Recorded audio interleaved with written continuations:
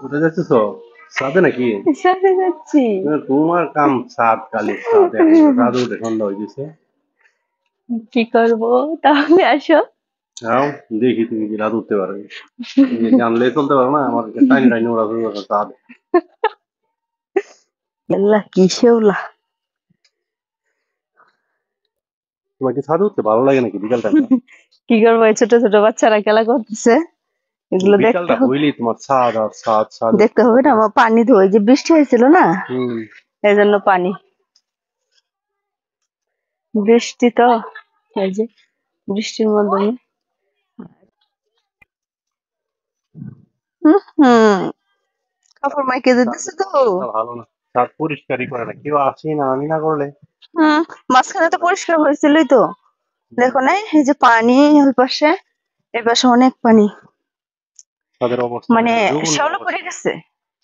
ছাদে মনে হয় আমি ছাড়া আর কেউ এই ছাদ ব্যবহার করে না। আর এই বাড়ি আমি থাকি। আর কেউ থাকে না। এই আজকে অবস্থা। আগে বলতেছো, কথাগুলো বোঝা যাচ্ছে। মানে ছাদের মধ্যে টাল পরে রয়েছে ময়লা। ময়লা বলতে এটি শ্যাওলা পড়ছে, পাখার মধ্যে তো শ্যাওলা পড়বেই। তুমি বুঝো না কেন? শ্যাওলা তো পড়বেই। কি অবস্থা! তুমি আবার চিল্লাপাল্লা শুরু করছো।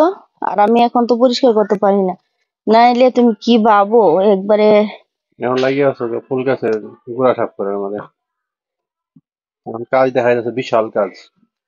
এই যে ময়লা, ময়লাগুলো ময়লা না, উঠাতে হবে না? আবার ছাদই ফেলাইলা, তাহলে পরিষ্কার করে লাভ দেখি ছাদই মাখাইয়া দিলা।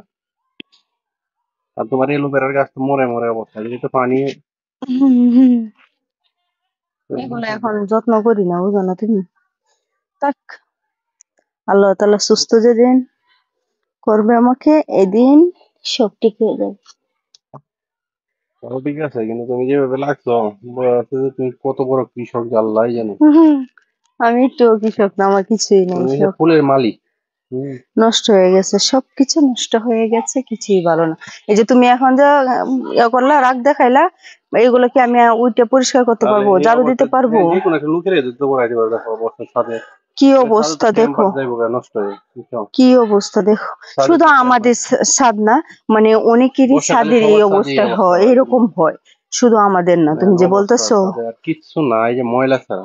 না, ওগুলো তো শ্যাওলা পড়ছে, পাতা নাই, পাতাগুলো তো ঝাড়ু দিয়া ওই দিন পরিষ্কার করে নিছে না।